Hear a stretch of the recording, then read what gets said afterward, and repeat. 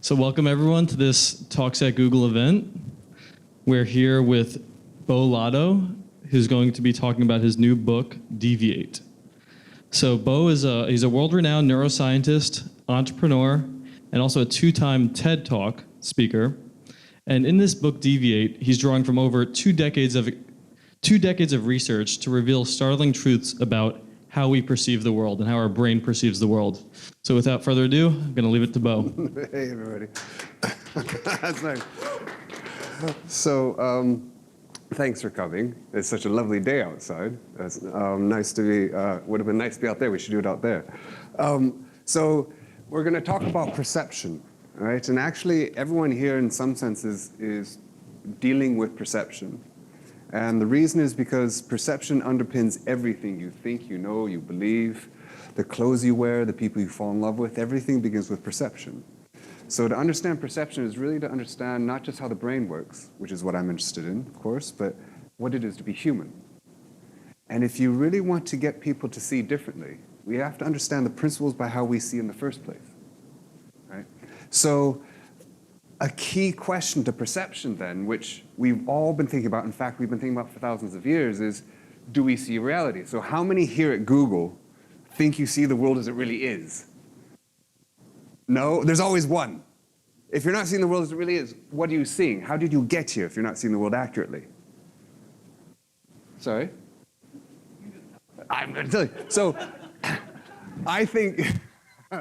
But I'm curious. I mean, I think you all think you see the world accurately. Why? Because I think you all believe that illusions exist. So do you believe in illusions? Yes?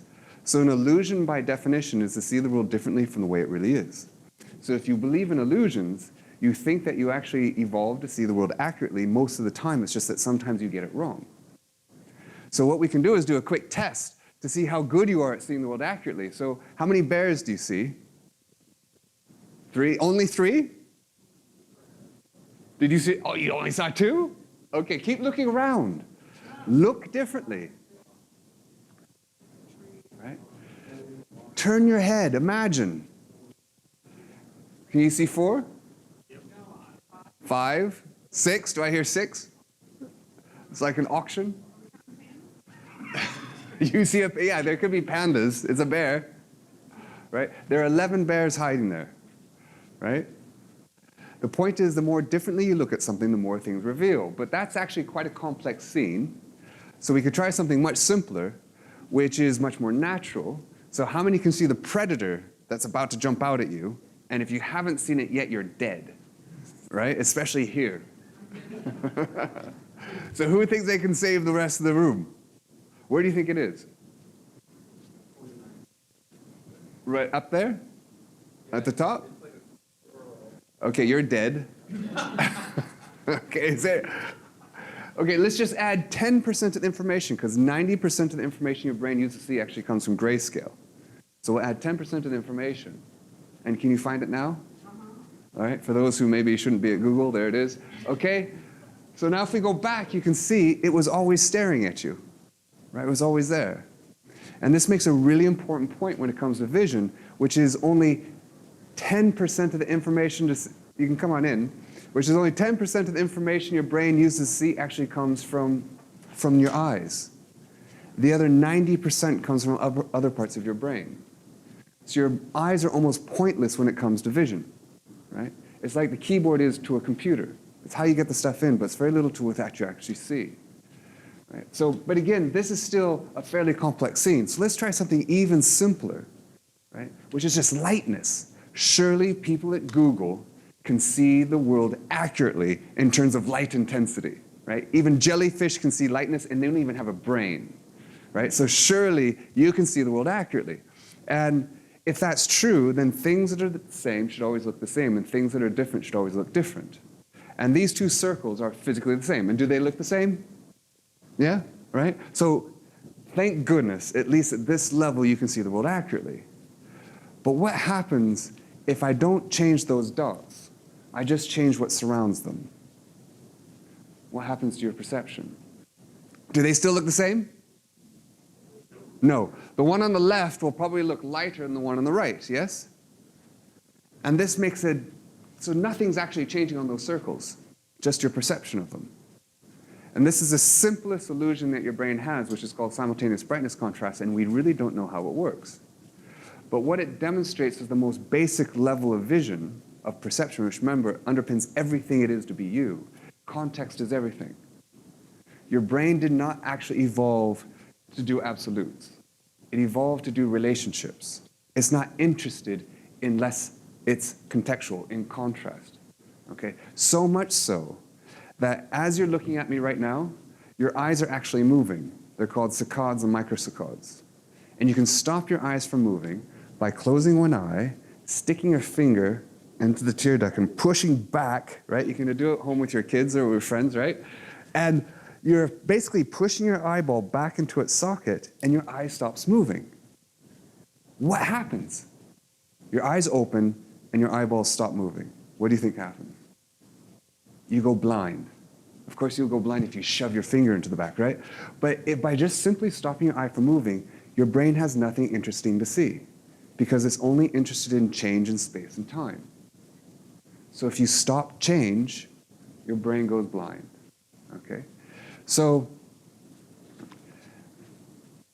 we've known that context is everything for a very long time, but a far deeper question is not that context is everything, but why it is.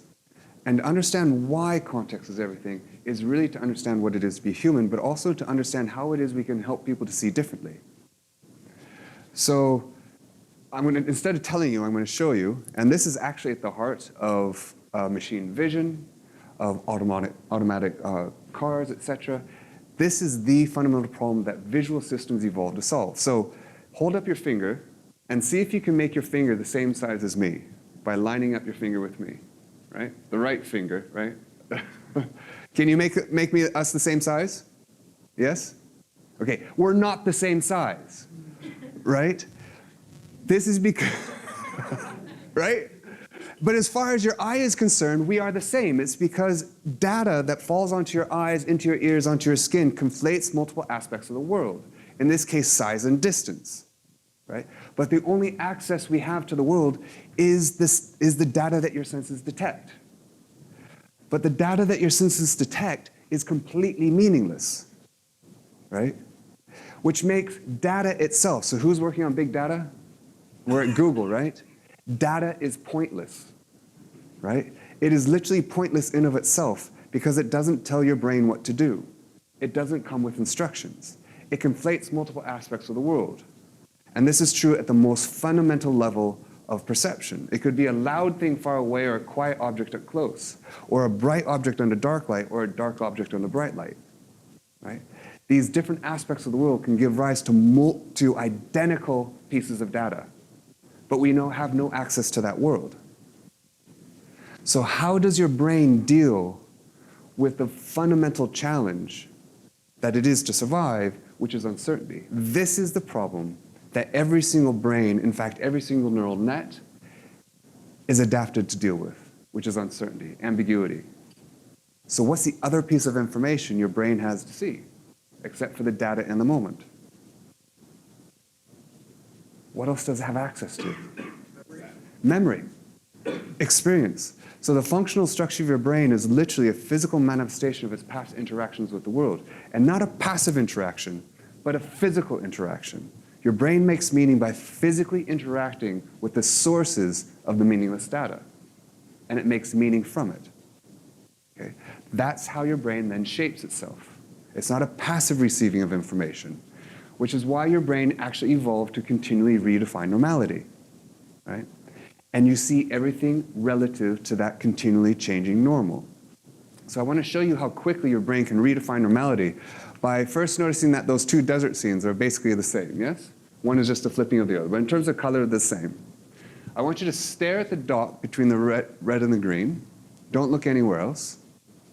Okay, we're going to do a bit of a magic trick, but it's going to happen inside your head. Okay? So as you're staring at that dot, your brain is redefining normality. It's learning that the left side of its visual field is under green light and the right side is under red. That's becoming its new reality, right? You're also getting very sleepy, right? Keep looking at that dot. Don't look anywhere else. When I tell you to, I want you to look at the dot between the desert scenes, but not yet. Okay. 5, 4, 3, 2, 1. Do they still look the same? No? The one on the left should look reddish. The one on the right should look greenish. Yes? And now as you look around, your brain will continue to redefine normality again. Yes? So that's how quick your brain redefines normality at the most basic level of lightness. So when you open your eyes, what do you see? Right? You can't see the world as it really is, because your brain is forever separate from that. You can't see the data, or it would be pointless to see the data because it could mean anything. So instead what you see is a meaning that was useful to see in the past. You see what we call the empirical significance of information. You see the behavioral value of the data, not the data. That is literally what you're seeing, right? So the reason why your brain adapts is because what was once useful may no longer be useful. So your brain is continually redefining normality and seeing things relative to that changing normal. So to give you a sense of what I mean by seeing meaning, we'll do it in the context of language, so we'll pretend like we're in a classroom, okay? So in the next few slides, I want you to read what you see. We'll do it all together, okay? Ready? 1, 2, 3. Good. 1, 2, 3. 1, 2, 3. Brilliant. Okay, 1, 2, 3. What are you reading, right? Remember the instructions. I said read what you see. There are no words there. You all failed, right? That literally says, what are reading, right? There's no law of physics that tells you have to put an H between that W and A. Why do you do so? Because your brain has encoded the statistics of co-occurring letters in the English and other languages. So when you're presented with a completely arbitrary context of W space AT, you put an H there because it was useful to do so in the past. But there's no inherent value in this letter string. It's completely arbitrary. It doesn't exist without us. And also notice none of you read what you dreaming. Because I had you reading. That was your recent history. So you interpreted this in terms of your recent history. So you read what you're reading, right? And this is true at the most basic level of perception. So if you think back to lightness, which again is our simplest perception, you'll see a dark brown tile at the top and a light orange tile at the side, yes? That is your perceptual reality. You will bet your life that they are different, yes? When in fact, they're exactly the same. Nothing is changing on the screen at all except the meaning of the data. You're seeing not the information, but the meaning of the information based on your history. And not just your history, the history of your culture and the history of your evolutionary ancestors. Right? Most of your life happened without you there. Right? We come into the world with all kinds of perceptual meanings. What's true for color is also true for form. So these two tables are the same. Agreed? No? So, what's wrong? No, the red table is simply the green table on its side. They have the exact same dimensions. The only thing that varies are the angles at the corner. Again, you're seeing the meaning of the data, not the data. It would be pointless to see the data. The data is they have the exact same dimensions. But behaviorally, that wouldn't have been useful in the past, given the context, right? And what's true for color and form is also true for more complex perceptions like the combination of light and sound. So when I play this video, this is something we worked on for BBC many years ago, and it's called the McGurk effect. And so when I play the sound, you'll notice he says ba, fa, ba, as an F. Ba. Yes? Ba, ba. Of course, right? And on the right, you'll notice he says ba, as in a B, ba, right? Ba, ba, ba, ba. Yes? Simple. So when I play them both together, you have fa on the left and ba on the right. Ba, ba, ba, ba. Yes? Ba, ba. Agreed? Now close your eyes. Ba, ba, ba. How many sounds do you hear? Ba, ba, ba, ba. There's one sound. Ba, there's only ever one sound. Ba, if you see his lips make the shape of an F, you hear a fa. Ba, if his lips make the shape of a B, you hear a ba.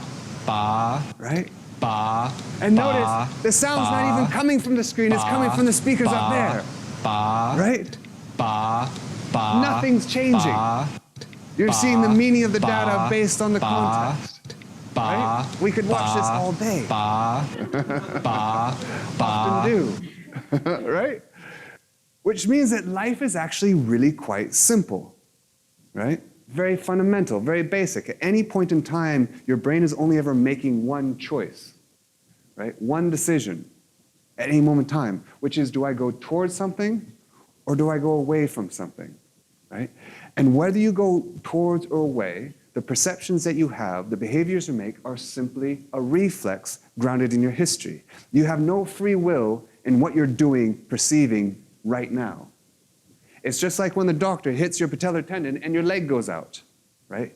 It is a reflex, and that reflex is grounded based on what was useful to do, perceive in the past.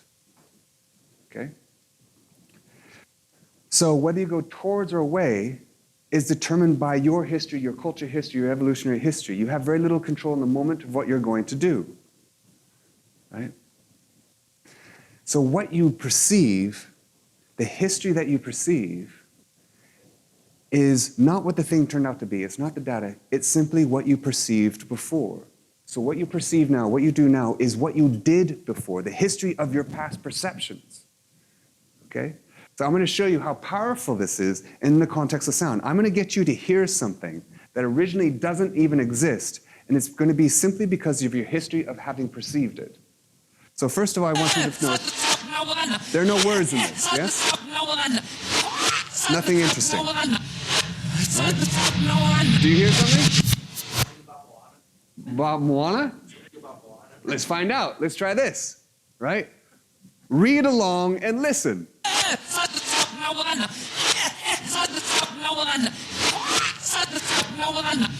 Can you hear it? Yeah? Are you getting better at hearing it?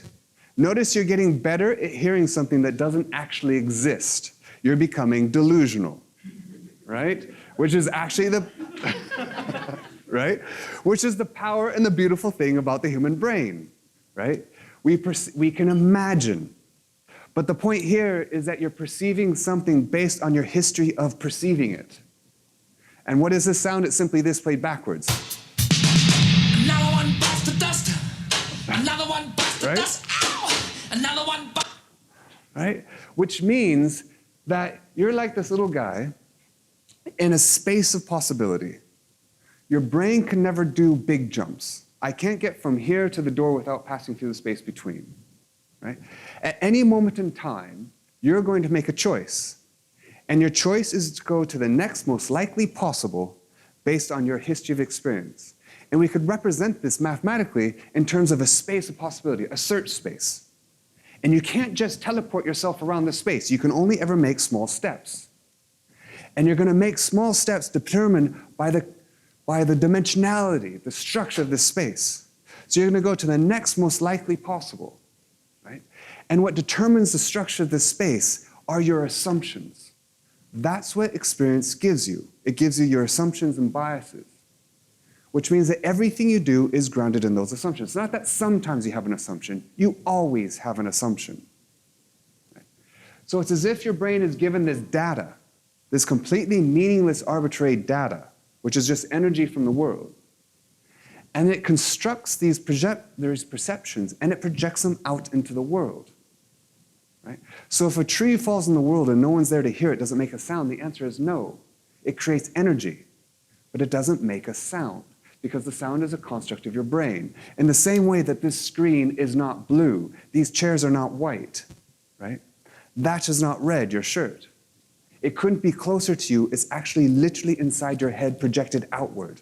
Right? We color objects. We color the world. We are the source of those perceptions. We color the world. Color is not a function of the world itself. Right? And we project these meanings even onto more complex ideas. So here's an example. This was a video made in the mid-1940s. And of course, there's nothing meaningful about these two triangles in this circle until we put them in motion. And immediately, we start projecting a meaning onto these completely arbitrary objects. We start hating one, fearful for another. Right? This is basically a horror film, right? Watch. Look at that. You're scared for the circle.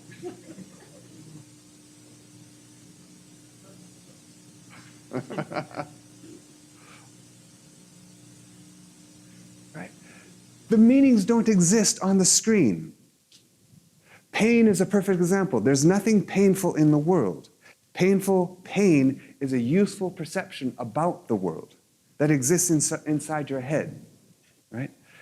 And so what's true for color, what's true for objects, is actually true for other people. You have no access to the spectral qualities of surfaces, but nor do you have access to inside someone's head. You have no access to another person's thoughts. People are just the sources of meaningless data, right? You are the source of your own meaningless data. You then project a meaning onto them. Every personality you perceive is actually inside you, projected outward. You have no way of determining whether or not your perceptions are actually accurate. When you connect with someone, it's because your perceived meaning of them happens to coincide with their perceived meaning of themselves, right? We color other people. You're a complete group within. So I'm going to show you how powerful this is just simply in terms of a funny American football situation where notice how the behavior of the quarterback completely changes his perceived meaning by the defense. Okay?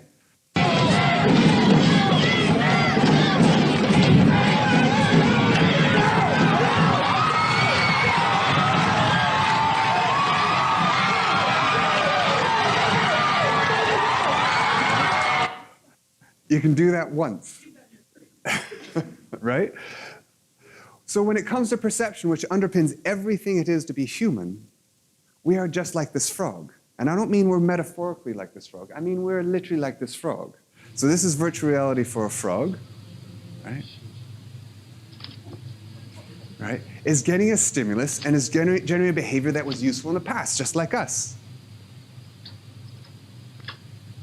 It's like a Black Mirror episode for a frog, I suppose.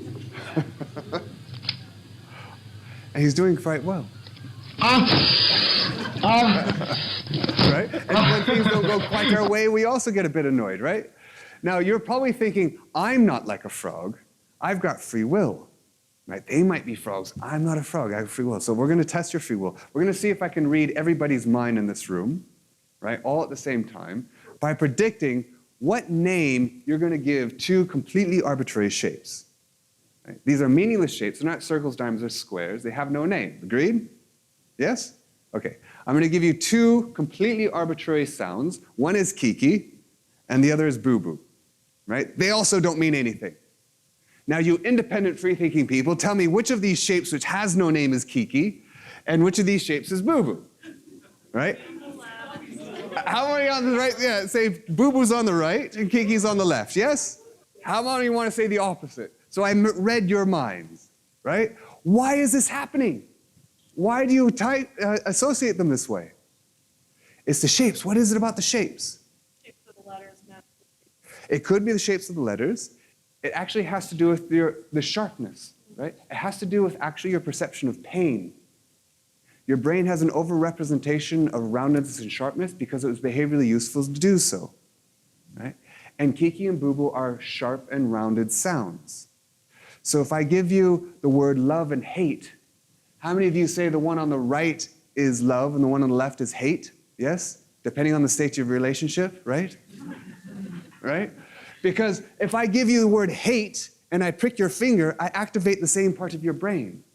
Because hate is actually painful. It's the behavioral significance of the word that your brain is encoding, right? And it's behavioral significance of those sharp corners, which is pain, okay? This is the basis of metaphor. You're mapping meanings, you're not mapping data.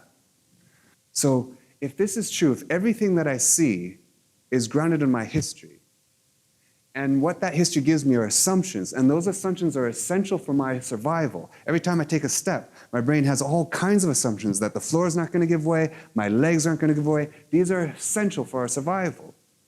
But the problem is the world changes. So what was once useful may no longer be useful. So we have to change our assumptions, right? And that's the basis for how we see differently. Change your assumptions and you'll change your perception. right? If your space of possibility is determined by your assumptions of what lies right next to me is determined by what I assume to be true, by changing what I assume to be true, I'll change what lies right next to me. Okay? I'm going to show you how powerful this is simply in the context of perceived motion. So as I put this into motion, you'll probably assume it's spinning from left to right, yes? That's because your brain has the assumption that it looks down onto surfaces. We come into the world with this assumption, with this bias. In the same way we come into the world with the assumption that light comes from above. Okay? We incorporate the laws of physics into our perception. We'll come to that. Okay? So for most of you, the most likely perception given the assumption is because your brain has a different assumption which you're not aware of. But I'll make it explicit in a second. Sorry? But the explicit assumption is that you're actually looking up at the surface, not down. It could be. It could be. So most of you will assume that your brain is actually looking down to that surface. If you're looking down on that surface, then the most likely perception is left to right. The possibility that spinning right to left is actually impossible given that assumption. But if I put into motion and you try to play with your assumption, challenge your assumption, imagine looking up at it instead of down, it will then go in the opposite direction, right? So sometimes if you blur your eyes, blink, you can get it to flip. So can you get it to go the opposite direction? Or do you have it just going in that same direction? Well, I think it's a wireframe, so you can perceive it either way. But as I'm sitting here, it doesn't work. Yes. The initial move was Exactly. Can you get it to flip though? Yeah. But the reason why it's flipping is, can you get it to flip? Who else can get it to flip? Yeah. Yeah? Blur your eyes and blink and look around it. Yeah? Okay? So, you get it? Okay? What's happening is basically when your brain has the assumption that you're looking down onto the surface, the most likely interpretation is left to right, right? Given that assumption. As soon as you change that assumption, that you're looking up at it, the most likely perception is it's spinning the opposite direction, from right to left. What was previously possible becomes impossible. You can no longer see it spinning from left to right because you've changed your perception. And every time you switch your perception, what your brain is doing is changing its assumption of whether it's looking up or down, because it has a different meaning depending on that assumption. While the stimulus might be bistable mathematically, it's not bistable in your head. It's determined by what assumptions you're making, right? So what was once impossible becomes possible, once possible becomes impossible. All you're doing is changing your assumptions, and we're just talking about motion. This is what creativity is. Your brain never does big jumps. It never brings two things that are far apart together. It only ever makes a small step, right? But it changes what's next to it by changing its search space, by changing the assumptions that define that search space. Right? So a quick question, which is which direction is actually rotating? How many think left to right? Right to left? I don't care. There's no motion on the screen at all. Right? There's literally no motion. Agreed? No? I mean, it's an animation, right? You're looking at a series of still images that are slightly different from each other. Your brain is taking that small change and seeing the meaning of the change, which we call phi motion. If I took all those images and put them in random sequence, you would simply see a flicker. Right? So you're seeing the meaning of the change, not the change. Okay? So this idea that creativity is this chaotic, messy, serendipitous process is predicated on the idea that the brain puts two things that are far apart together, that it actually jumps, teleports within its search space. But that's not how adaptive systems work. They only ever do small steps. Okay? So if that's true, then in fact there's nothing creative about creativity. It's only created from the outside. When you see someone putting two things that are far apart together, it's because for you they are far apart together. You have a different search space. For them, they're making not a simple, but they're making a logical next step, consciously or unconsciously, to the next most likely possible based on their search space, which is based on their assumptions. Because they have different assumptions, different history, they have a different search space, right? And you think, wow, how did they do that? How did they bring those two things that are far apart together? Again, for you, they are. For them, they're not. So creativity is this process of taking small steps to next most likely, changing your pace of possibility by questioning your assumptions. Okay? And that's the basis for how we change our assumptions, which is all revolutions begin with a joke. They begin with a question. Nothing interesting begins with knowing, it begins with not knowing. Right? It doesn't begin with an answer, it begins with a question. And it begins with a good question. Right? You could be a great experimentalist, come up with a great experimental design, but if you're asking a bad question, who cares? The cache is in a good question, not necessarily in the right answer. Right? So if you're actually wanting to get someone to shift from A to B, the first step is not actually B. The first step is just to stop. The first step is to stop the association that you're making with that stimulus. The first step is to go to not A. Right? If what I'm doing is I get a stimulus and I automatically generate a meaning, the first step is not to create a new meaning. The first step is to not make that meaning. Right? To go to not A. And then once you're in that space of uncertainty, now you can go in multiple directions. So you can control the process of going to not A, right? But you can't control where you go next. And we'll come to the importance of ecology for where you go next after, okay? But if this is true, if asking questions, and in particular good questions, is the basis of creativity, why is it so difficult to ask a good question? Right? Why is that so hard for us? I'm going to suggest two main reasons for this. There are others, but these are two main reasons. And the first one is that we often walk through life thinking we have an objective view of the world, that we're rational, right? That we have no assumptions and biases. Or we'll admit that sometimes we do, it's just that not always. But the point here is every time you make a perception or behavior, you have biases and assumptions. You can never escape from them. You can change them, but you can never escape from having assumptions and biases, right? So here's a game you can play when you have people around for dinner, right? And you can do it as a thought experiment right now to demonstrate the irrationality of who we are, right? Imagine you have a glass of water, right? And imagine spitting inside your glass of water, right? So do this at home when you have friends around, right? Imagine spitting into your glass of water, right? So now imagine drinking it. Do you get a sense of disgust? But it's completely irrational, right? What was once in your mouth, you're simply putting right back in, right? It's just part of you, right? But we can't but help generate this perception of disgust, even though it's completely irrational. So kids wouldn't mind to do that. Sorry? Kids wouldn't mind to do that. No, kids would be fine with it. Even if it was someone else's saliva, they'd be fine with it, right? Right? So everything you do has a bias. Everything you do has an assumption, okay? But the other problem is that these assumptions are often hidden to us. We often have no idea why we do what we do. In the same way you didn't know why you necessarily named those two shapes Kiki and Boo. Okay? Our assumptions are often hidden to us. And here's an example of one. So there's nothing Barack Obama could do to prove that he was born here? If there was maybe witnesses that were attendants at his birth. Like his mother? Do you listen to his mother? No. She has motivation to lie. So you don't trust Donald Trump's birth certificate either?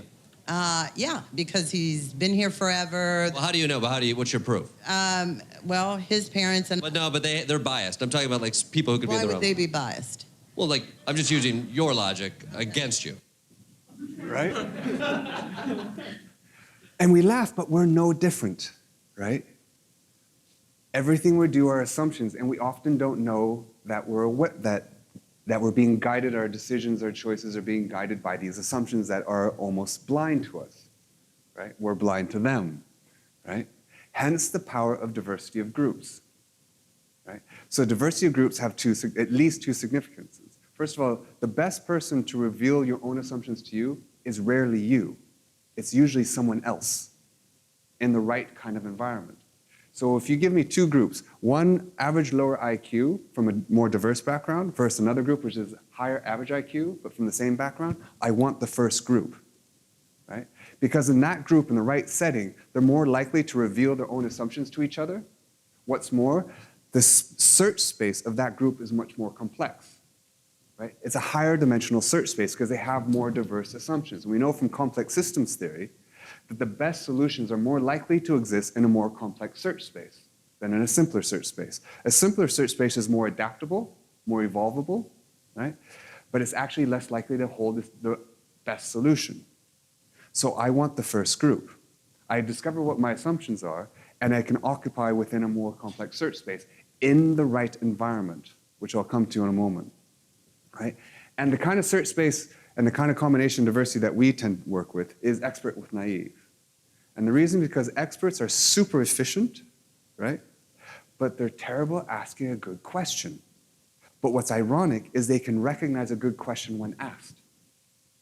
Whereas people who are naive, they can ask great questions, but they don't know they're great questions. So we find it's a great combination, right? And also the power of actually stepping into a space which is different from what you know.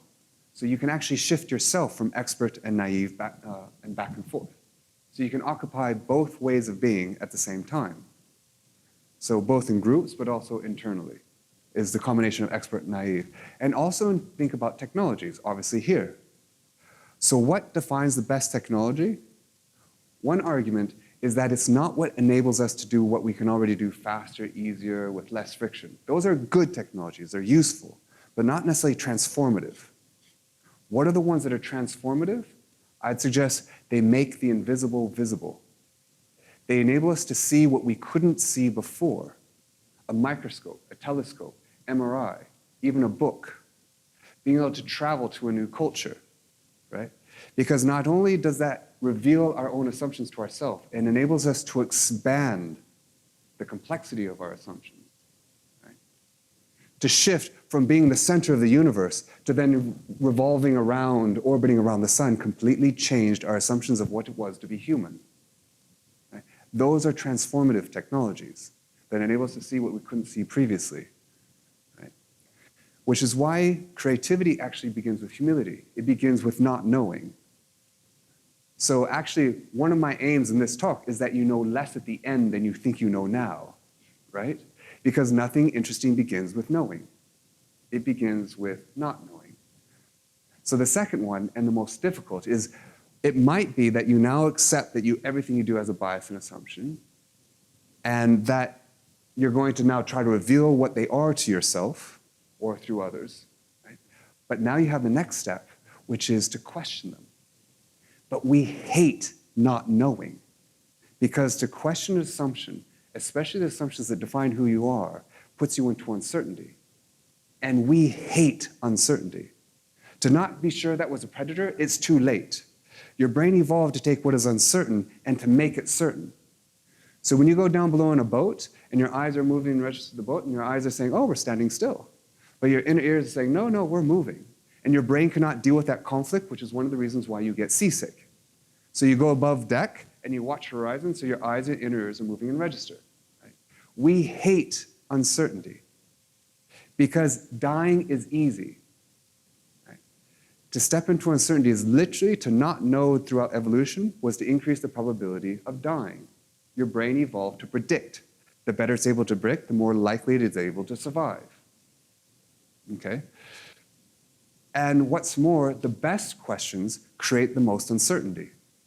So for instance, imagine we were to model your biases, your assumptions as a network, right? Which we could do with a gene regulatory network or your biases, right? And in the upper left, those are your biases that are not connected to each other, right? It'd be like a gene that's encoding the color of your eyes, okay? Now, if we were to question that bias and metaphorically move it, nothing else changes, just that bias. Now imagine instead, you question a bias, you move a bias that's fully connected to all your other assumptions, right? Something that maybe defines what it is to be you. That would be an example of, say, a homeobox gene that determines segmentation of the body, right? If you shift that bias, the same amount of energy, same amount of movement, the whole system shifts. Okay? This is what we call in complex systems a point of self-criticality. And we experience this in nature all the time. Here's an example. This snowbank is under a tremendous amount of tension because it's fully connected. You add a small amount of weight, and the whole thing gives way. Right? So great questions can cause massive shifts, right, in uncertainty. And now you're all wondering whether or not he survived. Yeah, I'm not going to tell you just yet, right? Because you're experiencing uncertainty, right? That's what it is, being uncertain. You want to know, right? We hate not knowing, right? And sitting with that moment of not knowing. And yet the irony is that's the only place you can go if you're ever going to be creative, is to step into uncertainty. And again, to be in uncertainty creates a tremendous amount of stress. It's one of our biggest sources of unwellness in our world, right, is this being uncertainty, right? It actually decreases connectivity with your brain, decreases adaptability, increases brain cell death. It actually makes you a more extreme version of yourself. If you're liberal, you become more liberal. If you're conservative, you become more conservative. You go to a place that is familiar. Almost every behavior you do in order to increase certainty. Right? You could argue it's one of the reasons why Uber was originally successful. Not because they enabled you to order a taxi easier, it's because they told you when the taxi was going to arrive. If I put you in San Francisco on the street corner, you're trying to catch a taxi, right? And after 5 minutes, all these are going by, you're completely stressed, your cortisol levels are going up, and finally you get the taxi. Now if instead I sit you on the same street corner, after 5 minutes I say, don't worry, it'll be there in 5 minutes, right? You're using your phone, your cortisol levels go down, etc., right? It's because of uncertainty, right? Which is why in London now they put the times on all the bus stops. Even though it's going to be an hour and a half before the bus gets there, but knowing it's going to be an hour and a half decreases your stress.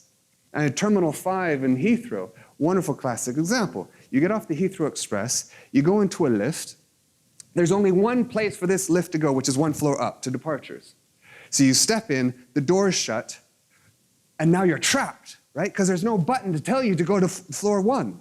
So the first experience of this millions and millions of dollar terminal was stress, right? Because of uncertainty. So what did? They put a little button on the lift that when you touched it, the light went on and it was connected to nothing else, right?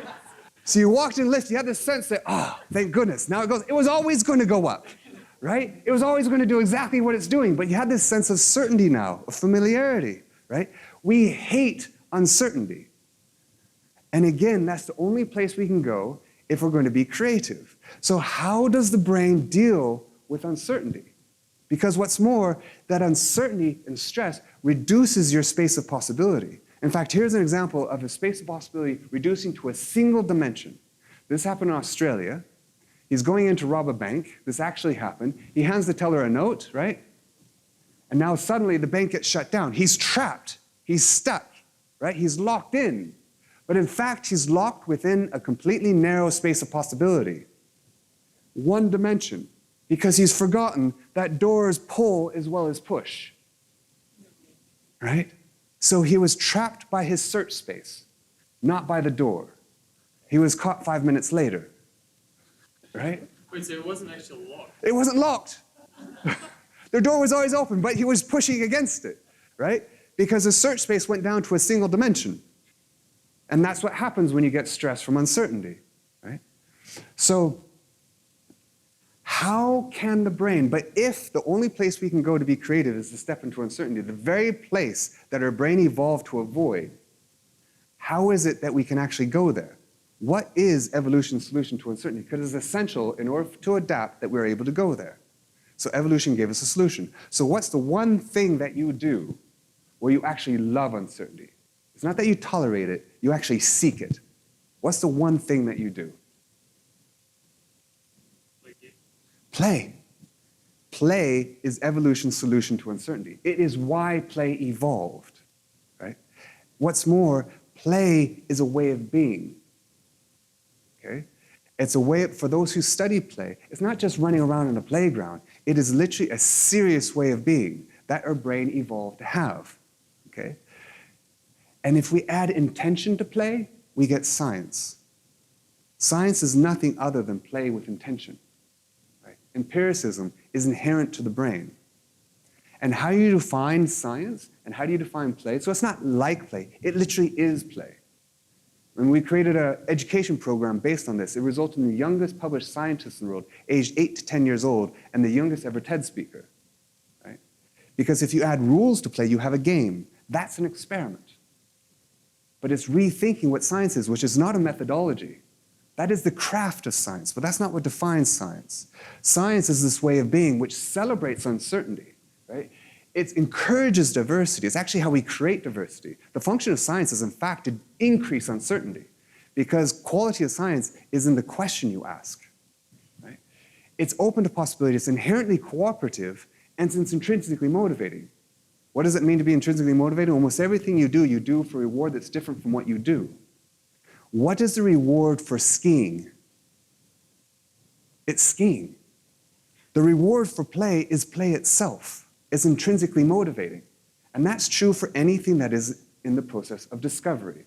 The reward of science, the reward of discovery, is the discovery itself. And these are actually what defines play. And if we add intention to play, you have science.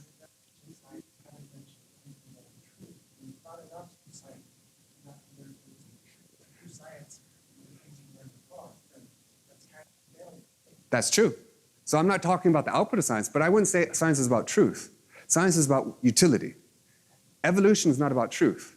Evolution is about what's useful, about predictable, right? Even with our mathematics, we have theorems. Theorems, all that theorems are is making explicit what your assumptions are. Given these set of assumptions, this is what we believe to be true. True is that this is far more predictable than that was. So my theory of neuroscience, for instance, I'm looking at neurotrophic factors and brain cell growth, right? I'm looking empirically to see what is the most likely explanation for the data that I've got. I'm looking for understanding that decreases the dimensionality of the space of possibility of the search, right? So if I can reduce it to one variable versus two, I have a better explanation, right? That's utility, that's useful. I'm making a prediction. Is it true? Well, then we get into the semantics of what true is, right? And you could argue that is truth. To be able to predict in every single search situation is potentially true, right? But in terms of, for instance, what your brain is doing, if your brain is when the cricket or when the male fly is trying to mate with a female fly and is trying to predict her trajectory, we can mathematically model that. Is that mathematical model actually happening inside that brain? No, right? It's generating a behavior that is useful, right? Empirically, over the course of evolution, learning, and development, right? So science is about, absolutely, I'm not saying this is postmodern relativism at all. Postmodern relativism doesn't exist. If it did, evolution wouldn't exist. Some things are better than others. We just don't know what they are a priori, which is why we have empiricism, right? What we get from that is truth in the sense that it's highly predictable or more predictable than the previous theory, okay? And the way we do that, that's the process of science, that's the scientific method. But in order to do that, you have to be able to ask a good question. And in order to ask a good question, you have to celebrate the possibility of being wrong, of not knowing, right? So my suggestion is that what underpins good science is a way of being that we actually call play. And it underpins not just science, anything that is creative. Whereas play has no intention, it's just simply for the sake of it. Something like science or art actually has an intention in it. It's trying to do something, right? You see what I mean? Earlier you had a video of people arguing about, where was Barack Obama born? And the way you've defined science, I would interpret that to mean it doesn't actually matter where he was born. That where he was born doesn't have an answer. The only thing that matters is what your bias is or whether it fits your subset of evidence. The question of where he was really born doesn't really exist anywhere in this definition. And that's the reason why I don't buy the definition. That question has an answer. Yeah. And that answer is external to me, and it's external to my biases. That's right. And it may be true that I have this or that bias, but my biases have only a limited power. My biases do not change where Barack Obama was born. That's right. That fact is completely independent of my biases. And so I find this definition of science to be incomplete, because science absolutely does care about reality. Yep, It doesn't necessarily care about reality, it cares about predictability. The two can be very coincident, yeah? So the aim here is not to define the process of science, the scientific method, which of course I apply in my own lab. What I'm trying to suggest is that in order to apply that method, you need to have something that comes first, right? You have to have a desire to ask a question. You have to have the willingness to doubt what you think to be true already. You have to be willing to doubt your own biases, to think, well, maybe Barack Obama was actually born here, right? You have to have that if you're going to do good science, i.e., if you're going to apply a good scientific method. But you could have designed the greatest experiment, but if you have a crap question, who cares, right? Because then you find a useless answer. I want you to come up with a great answer, but to do that, you have to ask a great question. I want you to be a great experimentalist, but you can be the best experimentalist, but you'll still be a crap scientist, right? Because you'll come up with useless answers if you're not willing to ask a question, especially a question that challenges your own assumptions. And that's what science is to be able to challenge your own assumptions of what you think is true. But to do that, your brain evolved to take you away from that place. And one of the only places, literally in evolution, that enables you to challenge your own biases is in the context of play. That's the way of being that enables you to do that.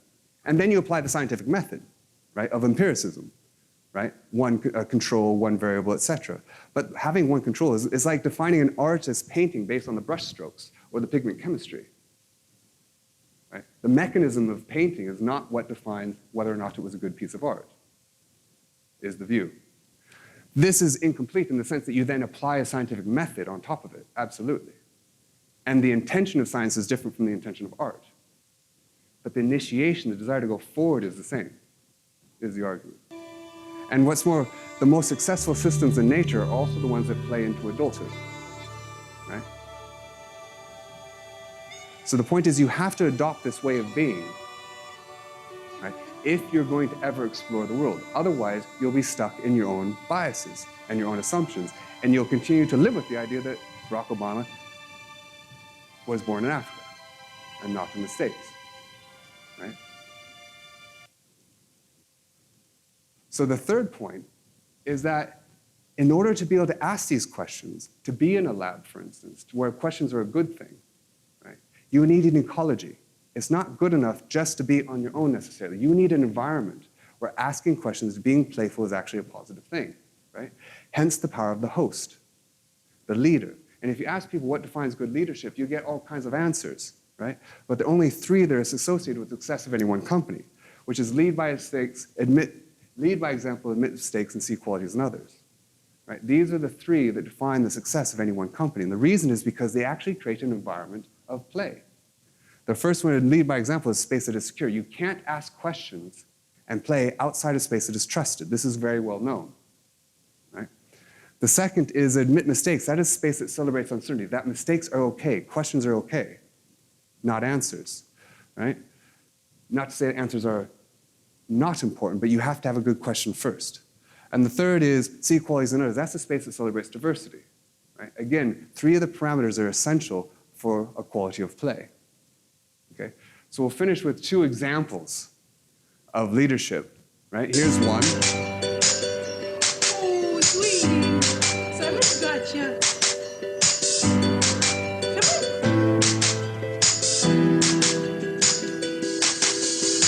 Right? Lead by example, reassuring.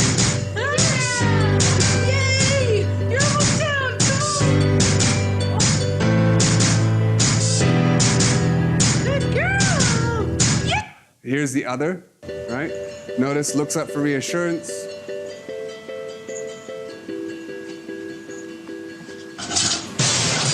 Right? So the question, of course, is what kind of leader are you? Right? So we can just finish with who cares? Right? At the point when I show you an illusion, there's an illusion here. The seeing yourself see is actually dark, is the same intensity as the see there. Right now you're seeing an illusion. But as soon as you know that you're seeing an illusion, your brain is holding two mutually exclusive realities at the same time. You're seeing one reality, but you also know another reality. That's an incredibly powerful thing for our brains, to be able to hold two mutually exclusive ideas at the same time. That is the basis for imagination, okay? So this relates ultimately to conflict. if conflict is the only place where we can actually learn, and by definition of conflict, I mean to enter a situation is different from what you assume to be true. You're in conflict. Evolution, in that sense, you could argue conceptually is a conflicting process. That's the only place where we can actually change. The problem is we enter conflict in usually the same way. If you and I are in disagreement, it's as if we're on different ends of the same line. My aim is to prove that you're wrong and to shift you towards me, and your aim is to do exactly the opposite. In that format of conflict, we're set up to win, but not necessarily learn. The question is, how does biology deal with conflict? Right? Here's a riddle. How can you move those two dots closer together without actually shifting the location of the dots at all?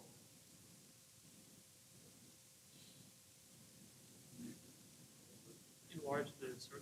In larger circles, right? You increase the space. You increase the dimensionality of the space, right? In the case of genetics, it's called extra-dimensional bypass, right? You complexify. Right? You complexify the system. So while we might be at opposite ends of the same lines, we can actually be at the same side of a square. It now gives you more directions in which to move. As you increase the dimensionality of space, you actually relatively become closer and closer together, right? Now you create the possibility of learning rather than just winning. And this is how actually nature resolves conflict, right? By increasing the dimensionality of space. So we'll finish with that idea. So imagine in order to do that, you actually have to enter conflict with a question instead of an answer. And that's the space, that's the way of being that's required in order to do good science. You enter with a question rather than with an answer. Okay? So I hope that's useful. Okay? So are there any questions?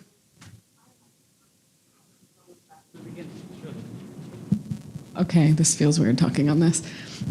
I read an article from a mathematician that ends up questioning reality, and he says the biggest thing that stuck out to me was neuroscientists are asking the wrong question. They shouldn't be asking what's happening. They should be asking, does the gray matter even exist?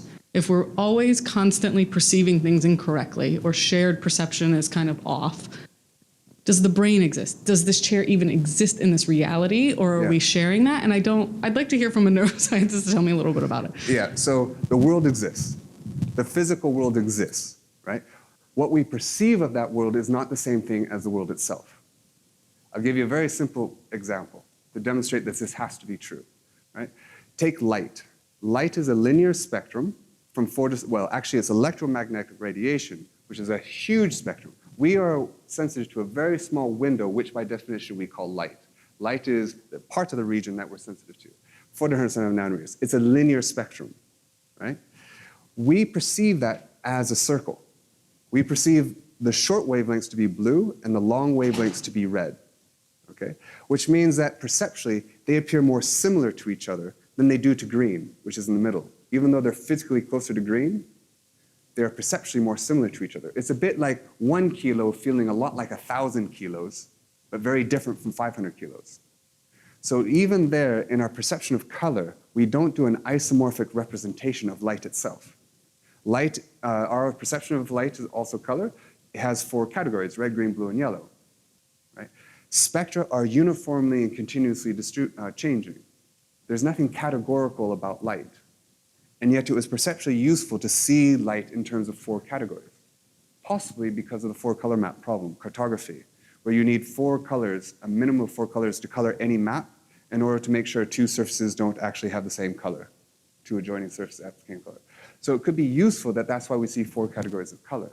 But it has nothing to do with the category nature of spectra. So spectra exists, it's just that we don't represent them as spectra. We represent them in a way that was useful, not in a way that was accurate. Yeah?